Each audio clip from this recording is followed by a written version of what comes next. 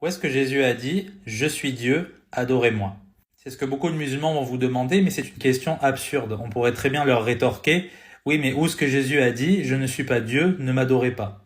Ensuite, la parole de Dieu n'a pas à s'exprimer comme on le désire. On ne doit pas dire « Ah il aurait dû dire ça ou ça », c'est un peu bébête. Il faut étudier la Bible dans son contexte et comprendre ce qu'elle nous dit.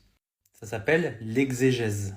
Maintenant, quels sont les versets ? Eh bien, vous connaissez ce verset très connu où Jésus dit « Avant qu'Abraham fût, je suis ». À quoi est-ce qu'il fait référence ? Est-ce qu'il ne savait pas conjuguer ? Bien sûr qu'il savait conjuguer, il fait référence à Exode 3, 14 qui nous dit « Alors Dieu dit à Moïse, je suis celui qui suis ». Puis il dit « Tu diras ainsi aux enfants d'Israël, celui qui s'appelle « Je suis » m'a envoyé vers vous ». Donc non seulement Jésus déclare être lui-même « Je suis », c'est-à-dire Dieu, mais en plus il explique être antérieur à Abraham. Il explique avoir toujours existé. C'est un attribut divin. Jean chapitre 13, Jésus dit « Vous m'appelez maître et seigneur et vous dites vrai car je le suis ». C'est pas juste un petit maître ou un petit seigneur d'un groupe de personnes, c'est le maître et le seigneur. Parce que rappelons que Jésus a dit « N'appelez personne sur cette terre maître ou rabbi, car un seul est votre maître et il est dans les cieux ». Et Jésus a dit quoi aussi ?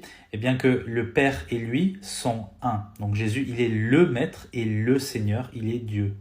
Jean 14, 9, Jésus s'adresse à Philippe « Celui qui m'a vu a vu le Père ». Ça ne veut pas dire qu'il est le Père en soi, mais il est la manifestation du Père. Il est Dieu manifesté dans la chair. C'est pour ça que la Bible dit aussi en Jean 1, 18, « Personne n'a jamais vu Dieu le Père, le seul Fils engendré qui est dans le sein du Père est celui qui l'a fait connaître. » Donc Jésus proclame très clairement être Dieu, ce n'est pas compliqué.